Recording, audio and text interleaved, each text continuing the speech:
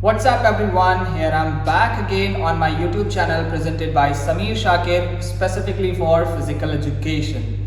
Now today I'm going to present you details about chapter number 1 in class 10. जैसे कि मैं आपसे पहले भी ये बता चुका हूँ कि अब मैं जो टॉपिक्स लेकर के आऊँगा वो क्लास 10th एंड 12th के स्पेसिफिक्स होंगे. उसके अलावा हम क्लास 9th और 11th के भी चैप्टर्स को यहाँ पे डिस्कस करेंगे. तो slowly and gradually I'm starting with the first chapter of class 10th, that is with growth and development. तो जैसे मैंने आपको पहले भी बताया अपने वीडियोस में कि आपके टोटल चैप्टर क्लास 10th में 8 चैप्टर्स हैं जिनको आपको अभी यहाँ पे डिस्कस करना है. तो आज हम इनमें से भाई पहला चैप्टर शुरू करते हैं, चैप्टर नंबर 1 का growth and development. Generally growth and development में थोड़ा सा फर्क है, लेकिन होते ये लगभग सिमिलर है और इनमें कुछ बातें कॉमन होती हैं. तो भाई ग्रोथ एंड डेवलपमेंट का ह्यूमन से रिलेटेड क्या मतलब है, आइए समझते हैं.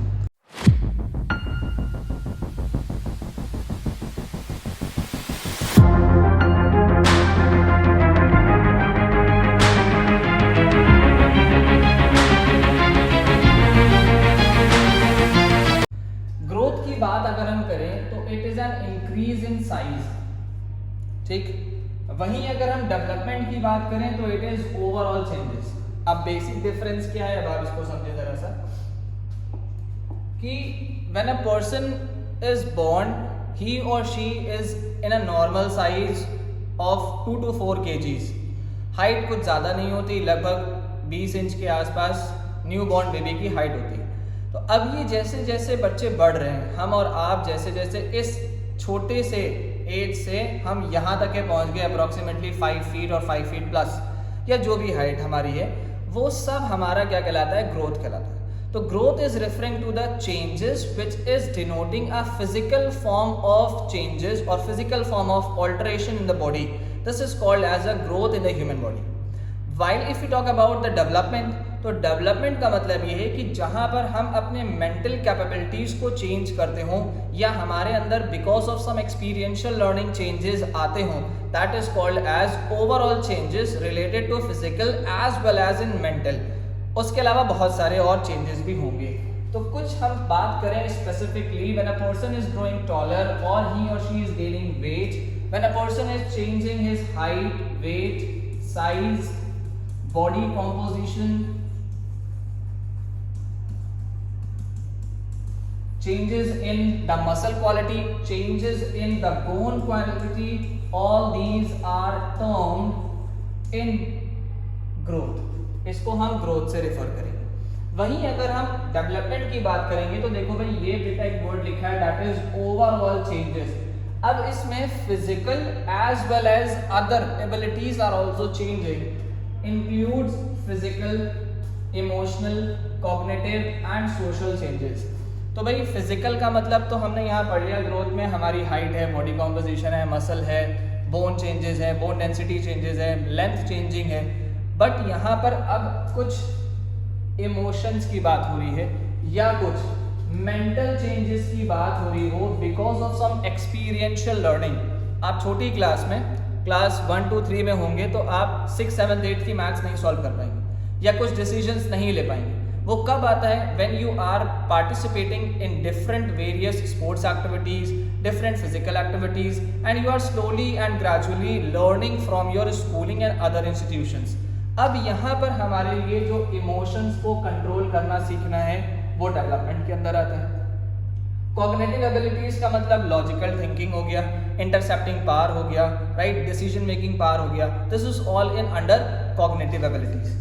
सोशल चेंजेस की अगर हम बात करें तो that is related to your society, that is the quality of brotherhood, solidarity, fraternity, right, friendship, honesty. These all are under the social changes, social qualities. एक छोटा बच्चा सोशल क्वालिटी को नहीं समझता, बट जैसे जैसे वो बड़ा होता है वो अपने घर से जुड़ी हुई सारी चीज़ों को एनालाइज करता है और अपने सोसाइटी में फैमिली मेम्बर्स के साथ वो ये जज करता है कि उसे किसके साथ अच्छा बिहेवियर रखना है, किससे उसे दूर रहना है, किसके साथ उसे मिलना है, किसके साथ उसे बैठना है, किसके साथ खाना पीना करना है. ये सारी चीज़ें एनालाइज होती हैं सोशल क्वालिटीज़ के अंदर. फिर बात करते हैं mental mental somewhat is related to cognitive, और यही अगर हम बात कर रहे थे that is decision making power, alertness of mind, quick decision making, ये सारी हमारी सब मेंटल एबिलिटी में आती है। ये शुरू कहाँ से होता है? जब आपके अंदर थोड़ी बहुत लैंग्वेज अंडरस्टैंडिंग आने लगती है अपने फैमिली से ही, वहाँ से आपका पावर धीरे धीरे करके शुरू हो जाता है। तो ये सब मेंटल में होगा। अब यहाँ पर आपने देखा क्या है कि डेवलपमेंट में क्या है, thinking critically, interacting with the others like in family members. कभी कभी रिश्तेदार आ गए तो छोटे बच्चे को गोद में उठा लिया, पहले तो बच्चा रोने लगता है भाई, फिर उसको ये समझ में आता है कि हाँ ये हमारे मोहल्ले का ही आदमी, या तो हमारे मोहल्ले का होगा या हमारे घर का होगा। तो अब इस सिचुएशन में slowly and gradually when he focus the image of a person which he और she is not knowing, then he becomes silent, वो रोना धोना बंद कर देता है। तो ये क्या है, ग्रास्पिंग पावर है, जो कि हम कॉग्निटिव और क्रिटिकल थिंकिंग में लोगों को देख के ऑप्ट कर सकते हैं, मीन्स एज अ छोटे बच्चे। फिर ये धीरे धीरे इंटरेक्ट होने लगते हैं और हमारा नेचर जो है वो धीरे धीरे करके मैच्योरिटी पे पहुंच जाता है। तो this is all a basic difference between the growth and development. कुछ इसका आप स्क्रीनशॉट लेते रहिएगा और इसको आप चाहें तो एज अ नोट्स भी प्रिपेयर कर सकते हैं। नेक्स्ट मैं आपको इसी से रिलेटेड कुछ एक कंक्लूजन बता देता हूँ, एक डिफरेंस बता देता हूँ। वो की पॉइंट्स नोट कर लें आप। ग्रोथ में क्या वर्ड यूज होता है? That is mass, height, number, kind, position.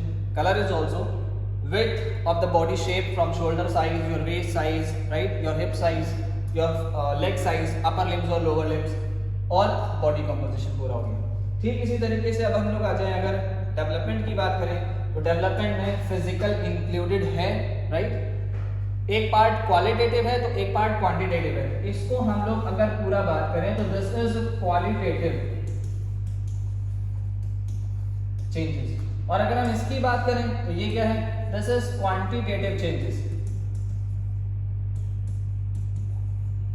Quantitative का मतलब क्या है, हमारी क्वांटिटी चेंज हो रही है। जैसे आपने पढ़ा a new born baby is having approximately 300 bones, but quantity change हो रही है, it is reducing to 206 bones while you are growing into a normal adult. तो अब आपकी बोन छोटी हो गई, क्वांटिटी क्या हो रही है, चेंज हो रही है। आपकी बोन्स का नंबर चेंज हो रहा है, छोटे से बड़े होते तक 206 रह जाती है। आपका बॉडी का पोस्चर चेंज हो रहा है, ठीक है, आपकी हाइट चेंज हो रही है, आपका मसल मास चेंज हो रहा है। तो ये सब क्वांटिटेटिव है। यहाँ पर भी चेंजेस होते हैं but it is because of experiential learning. तो यहाँ physical, mental, social, intellectual, moral, lingual. Lingual is related to languages, psychological is also part of mental health, sexual characteristics are also get changes, emotions are changes. So these all are qualitative. तो आप इसका screenshot ले लें। These words are to be used in an examination while you are writing the answers as the keywords. ठीक है भाई, आगे चलते हैं। कुछ ग्रोथ एंड डेवलपमेंट में जो बात मैंने पीछे बताई है वही चीजें एज अ डिफरेंस आप फीचर के तौर पे भी लिख सकते हैं कि भाई मीनिंग क्या है फिजिकल साइज में और इसमें बिहेवियर और फंक्शन स्किल्स में चेंज होना। मेजरमेंट क्या है, हाइट रेट है, इसमें मेजरमेंट क्या है, maturity that is emotional maturity को एनालाइज करना, ये जज करना कि कभी कभी आपने देखा होगा कि बच्चे थोड़े बड़े हो जाते हैं, कहते हैं भाई इनका दिमाग घुटने में। तो इनका दिमाग घुटने होने का मतलब ये है कि इनकी मेंटल एबिलिटी उस लेवल तक अभी नहीं पहुंची है। कभी ऐसा भी देखा होगा कि भाई छोटे बच्चे होते हैं लेकिन वो बहुत एडवांस बातें करते हैं, ठीक है, कुछ बड़ी बातें करते हैं, कुछ ऐसी थिंकिंग लेकर के आते हैं जिनके देख के ये लगता है that they are learning something specific and focused about their future and society. तो वो कुछ ऐसी बातें भी रिप्रेजेंट करते हैं। तो ये सब क्या है, दिमाग से, मेंटल एबिलिटीज। स्कोप इसका फिजिकल में, इसका इमोशन, सोशल, मेंटल सब है। टाइम फ्रेम ये बहुत इंपॉर्टेंट है कि एक समय के बाद हमारी एज में चेंजेस होने के साथ साथ हाइट, वेट वगैरह क्या है, रुक जाता है, ठीक है, इसमें बहुत ज़्यादा ड्रास्टिक चेंज नहीं होता। लेकिन इसमें ये तो आपका लाइफ एंड तक रहेगा, जब तक मरोगे नहीं तब तक के इमोशनल चेंजेस, मेंटल चेंजेस और सोशल चेंजेस आते रहेंगे और उस बेसिस पर आप अपनी लाइफ का डिसीजन ले सकते हो। So this is why it is continuous throughout the life, but it is up to certified number of age. 21-22 साल तक की आपकी हाइट बढ़ेगी, फिर रुक जाएगी, आप स्टेबल हो जाओगे, लेकिन बॉडी में कुछ फिजिकल चेंजेस जरूर आएंगे अगर आप अपने आप को मेंटेन करोगे। तो ये हो गया भाई बेसिक डिफरेंस, इसको भी आप मार्क कर लें। चलिए भाई, इसके आगे शुरू करते हैं एज ग्रुप्स। वैसे तो अभी मैं बात करूं अगर सिर्फ और सिर्फ ICSE के बारे में, तो ICSE has given a specific classification of different age groups. लेकिन अगर हम नॉर्मल बायोलॉजिकल बात करें तो उसके कुछ अलग ग्रुप्स हैं। अब जो हमारे आईसीएससी ने डिवाइड किया है वो क्या डिवाइड किया है, that he has given the first one is infancy, right, then they has given the childhood, then after that adolescence, and then after that adulthood। तो ये 4 क्लासिफिकेशन आईसीएससी ने दिए। अब इन क्लास आईसीएससी से related हम बात करें तो कुछ चीजें यहाँ पर इंक्लूडेड हैं इसी एज ग्रुप के अंदर। So what ICSC has said that infancy stages goes to 0 to 5 years। एक रेक्टिफिकेशन आपको बता दूं कि जो लोग आईसीएससी की पुरानी बुक ले रखे हैं उनके लिए क्या काम करना है कि उनको नई बुक ले लेनी है, उसमें कुछ सिलेबस में करेक्शन दिया हुआ है। ये 2 साल से आया है बट न्यू बुक्स में अवेलेबल नहीं था, अब आ गया। तो आप सिलेबस के अकॉर्डिंग जाएंगे तो ये 0 to 5 years लिखेगा। लेकिन जो लोग सरस्वती पब्लिकेशंस यूज करते हैं उसके अंदर मटेरियल में जो लिखा है कंटेंट के अंदर उसमें लिखा है 0 to 2 years, उसको बेटा चेंज कर लेना। It is now shifted to 0 to 5 years। तो अब 0 to 5 years में कौन कौन लोग आते हैं भाई ये समझते हैं। एक आता है न्यूनेट, मतलब पहले 4 हफ्ते के बच्चे, ठीक है। फिर आते हैं इन्फेंट्स। इन्फेंट्स में अगर हम बात करें तो 1 month से लेकर के 1 week तक के आते हैं, 1 month से प्लस ही हो जाते हैं, 1 year तक आ जाते हैं। फिर आते हैं टॉडलर्स की बात करें तो they are from 1 year to 3 years। और फिर इसके बाद बात करें तो वो प्री स्कूल के बच्चे होते हैं जो इससे ज्यादा 5 साल तक पहुंच जाते हैं। तो pre schooling that is 3 to 5। Pre schooling का मतलब ये होता है जो बहुत छोटे बच्चे होते हैं जिनको नॉर्मली स्कूल में ऐसी जगह डालते हैं जो सिर्फ खेलने कूदने के लिए है, जैसे कि नर्सरी, केजी, प्रेप वगैरह, ये सब क्लासेस स्कूल की होती हैं बट एक्चुअली क्लास 1 से पीछे की हैं ये। तो इस स्टेज में जो बच्चा कहलाता है वो कहलाता है प्री स्कूलिंग, जहाँ पे उसको खेल खेल में सारी चीज़ें स्कूल के तौर पर सिखाई जाती हैं। डिसिप्लिन हो गया, मॉरल वैल्यूज हो गया, एथिक्स हो गए, कुछ बिहेवियरल एक्टिविटीज हो गई, ये सब उसको यहाँ पे सीखने को मिलती है। That is why council has given 0 to 5 years as an infancy stage. Now if we talk about the childhood age, तो childhood is in the age of 6 to 12। अब अगर हम बात करें क्या है, वो स्कूलिंग एज तो है ही है, that is 6 to 12 is a childhood age. अब यहाँ पर भी 2 क्लासिफिकेशन होते हैं, that is early childhood and middle childhood. Early and late कह सकते हैं आप जनरली, इसको आप हटा दें, अर्ली एंड लेट ही है बेसिकली, मिडिल कुछ खास नहीं है। मिडिल आपका इसमें मिलेगा एडल्टहुड। फिर आ जाए हम इसके बाद एडोलेसेंस की। तो एडोलेसेंस की जो एज है दैट इज 13 to 19 years। अब यहाँ पर जो 18 है आप इसको चेंज करके 19 लिख लें, क्योंकि बुक के अकॉर्डिंग आईसीएससी में और सिलेबस के अकॉर्डिंग जो हम चल रहे हैं वो 13 to 19 है। वैसे 1-1.5 साल से कोई बहुत ज़्यादा खास फर्क नहीं पड़ता है, क्योंकि किसी का इंटेलेक्चुअल पावर कम है, किसी का इंटेलेक्चुअल पावर ज़्यादा हो जाता है, ठीक है। तो ये एडोलेसेंस का हो गया। नेक्स्ट इसके बाद आते हैं एडल्टहुड। एडल्टहुड की एजेस जो होती है वो होती है that is 20 to 65 and above, 20 से लेकर के 65 और अबव। इसमें अर्ली एडल्टहुड होता है, मिडिल एडल्टहुड होता है और लेट एडल्टहुड होता है। ये 19 to 40 years या 39 years भी कर सकते हैं। यहाँ पर 40 years to 64-65 years भी कर सकते हैं एंड देन फिर 65 years के अबव, ठीक है। जो करेक्शंस भाई इसमें मैंने कराए आप जल्दी से स्क्रीनशॉट ले लें।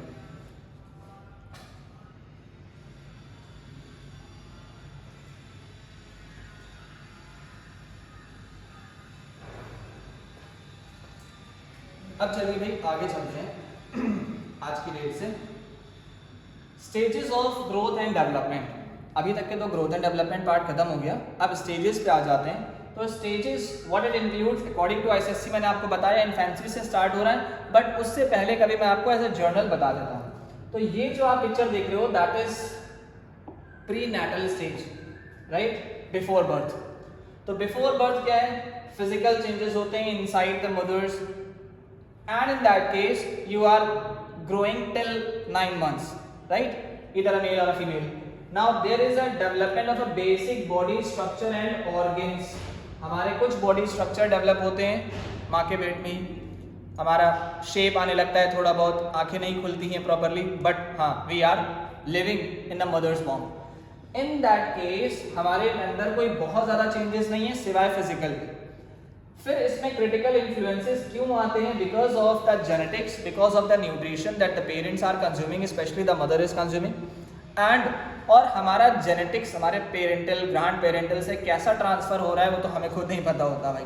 जब हम आ जाते हैं तो मोहल्ले वाले या घर वाले रिश्तेदार हमें बताते हैं कि भाई इनकी शक्ल तो इनके दादाजी से मिल रही है, इनकी शक्ल इनके नाना जी से मिल रही है, या इनके फादर मदर से मिल रही है। तो ये जब जो रिजेम्बलेंस है, ये रिजेम्बलेंस हमारा कभी कभी प्रीनेटल स्टेज के बाद तुरंत समझ में आ जाता है जैसे ही बर्थ होती है, या कभी कभी साल 2 साल में समझ में आने लगता है। तो एक रिजेम्बलेंस है, बट ऐसा कंपल्शन नहीं होता कि सबको एक जैसा ही हो, कि वो मदर से मिल रहा हो कि वो फादर से ही मिल रहा हो। It can be a possible. अब यहाँ पर जो पेरेंट्स की हेल्थ होगी उसी हिसाब से यहाँ बच्चे की भी हेल्थ अच्छी डेवलप होगी। If the parents are good healthy, the child will be healthy normally, but if the parents are sleek and slim and weak, the child will be also the same. Depend करता है उनके nutrition सही तरीके से consume करने पर भी। ठीक है, तो ये हो गई भाई आपकी प्री नेटल स्टेज। इसको जरा स्क्रीनशॉट ले लें कि आपके जर्नल पढ़ने के लिए एग्जामिनेशन में इससे कुछ खास नहीं पूछा जाएगा। Next we are moving to infancy. आज की डेट में अगर हम लोग बात कर लेते हैं तो इन्फेंसी से बात करते हैं, that how it going to be change. Infants मैंने अभी पहले बताया that is 0 to 5 years, right. According to ICSE I am sticking to this point. According to ICSE कहता है 0 to 5 years आपकी इन्फेंसी स्टेज है, जहाँ छोटे बच्चे बर्थ के बाद जब होते हैं तो धीरे धीरे उनकी एबिलिटीज़ में चेंजेस आना देखने को मिल जाते हैं। तो वो क्या चेंजेस हैं आइए समझते हैं कि भाई that weight goes triple in the first 3 years। इसमें से पहले 3 सालों में weight triples in the first year, और कुछ 3 सालों तक के ये नॉर्मल चेंजेस आते हैं क्योंकि उसमें बच्चे की ग्रास्पिंग पावर बहुत अच्छी होती है। ज़्यादातर जब वो पैदा होगा तो उसको सिर्फ 2 काम करने हैं, एक खाना पीना है और एक रोने के बाद सो जाना है। ये काम है, उसके बाद कोई काम नहीं। अब इस सिचुएशन में भी एनर्जी लॉस हो रही है क्योंकि वो चिल्ला रहे हैं, भूख से तड़प रहे हैं, तो the mother is feeding them. उसके अलावा और कोई खाना तो दे नहीं सकते, अगर से चम्मच से अलग से रोटी सब्जी दाल चावल तो खिलाओगे नहीं भाई। तो उस स्टेज में क्या होता है, उनकी मेमोरी पावर, उनका मेमोरी फंक्शन बहुत तेज़ होता है। जो वो सुन रहे होते हैं धीरे धीरे अपने फैमिली में, अपनी सोसाइटी में, अपने घर के अंदर स्पेशली, वो चीज़ें उनके धीरे धीरे एब्जॉर्ब हो रही होती हैं। थोड़ा सा बच्चा बड़ा होता है, वो थोड़ा बहुत बोलना सीखता है, ज़बान लड़खड़ाती है बट बोलता है, मम्मी पापा को बुलाता है, पानी मांगता है, भूख लगती है, कुछ इशारा करता है, रोता है, पैर पटकता है। ये सारे एक रिजेम्बलेंस होते हैं जहाँ इस स्टेज में बच्चे की क्या एक्टिविटीज़ हैं वो देखने को मिलती हैं। तो देखिए इसमें क्या है, they involve the simple conversation of the adults. जो हम पेरेंट्स आपस में बात कर रहे हैं उसे देखता है। कभी कभी कोई बच्चे देख के हंसने लगते हैं, कुछ एक्टिविटीज़ करो, ऐसे हम पेन पकड़े, पेन उठा के दिखाया, बच्चे हंस रहा है। कोई चीज़ हमने उसको दिखाई, हो सकता है उसे डर लग रहा हो तो वो रोने लगता है। उनके इंटरेस्ट के अकॉर्डिंग उन्हें कोई चीज़ समझ में आ रही तो खुश होते हैं, नहीं समझ में आ रही तो रोने लगते हैं। These all are the activities that they perform in this age. So a new born, they don't have their control over their emotions. अपने इमोशंस पे उन्हें कंट्रोल नहीं है, कभी हंसते रहेंगे, कभी रोते रहेंगे, कभी सो जाएंगे। उन्हें खुद नहीं पता कि उन्हें करना क्या है, सिर्फ खाना पीना मिल रहा है, उनको फीडिंग हो रही है और उसके बाद सिर्फ रोना और खाना है, बस और कुछ नहीं करना है, सो जाना है। Sometimes they forget their sorrow and happiness। वो भूल जाते हैं कि वो कब खुश थे, कब दुखी थे, किस वजह से खुश थे, किस वजह से दुखी थे, ये सब उन्हें कुछ नहीं पता होता। This is the conditions, circumstances that happens in the stage of 0 to 5 years। अब यहाँ पे ये बात आप जरा MCQ के लिए मार्क कर लें क्योंकि MCQ क्वेश्चंस भी आने। तो न्यू बॉर्न का वेट कितना होता है, that is 2 to 4 kgs in the early stages.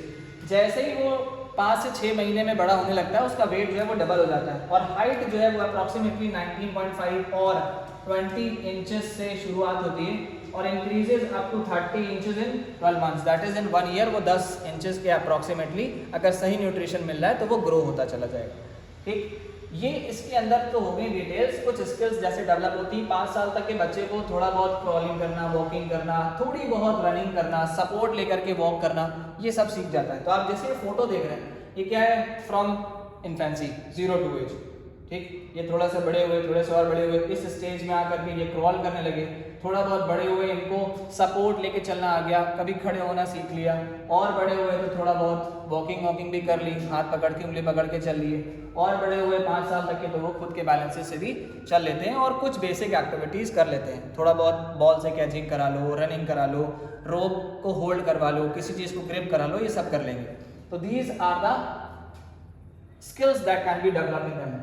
Sensory organs बहुत अच्छा और बहुत एक्टिवली काम करते हैं। इनकी अटैचमेंट, इनकी बॉन्डिंग इनके फैमिली मेंबर से बहुत अच्छी होती है, खास करके मदर और फादर से, या अगर कोई फैमिली में ब्रदर सिस्टर है तो। और लैंग्वेज को ये समझना आसान करते हैं। यहाँ लिखा है beginning of a language at a very first age. तो यहाँ पर क्या होता है कि ये लैंग्वेज को अंडरस्टैंड करते हैं, जो पेरेंट्स से सीख रहे होते हैं उसी लैंग्वेज को इंटरप्रेट करके ये थोड़ा थोड़ा बोलना कोशिश करते हैं, फिर उसके बाद सब कुछ धीरे धीरे सीख जाते हैं, हम और आप जैसे सीख रहे हैं। तो इसका स्क्रीनशॉट ले लें भाई जल्दी से।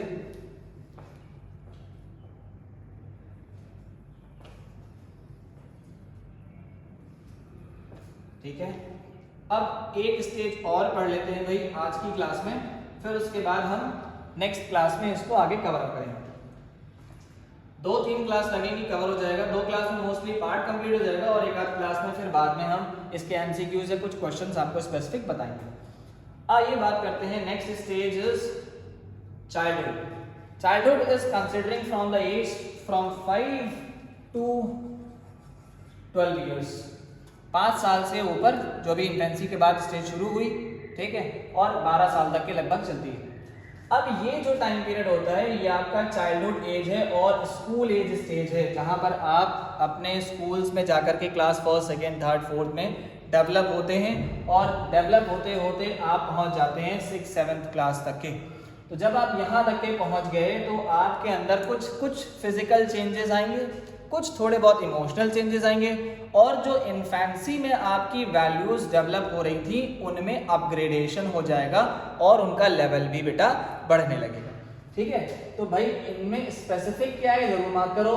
There thinking ability increases at a faster age and they don't like questions on their self esteem and self respect. कुछ बच्चे आपने देखे होंगे, थोड़ा सा उनके अगेंस्ट बात कर लो भाई, फिर देखो कैसे चिड़चिड़ाते हैं।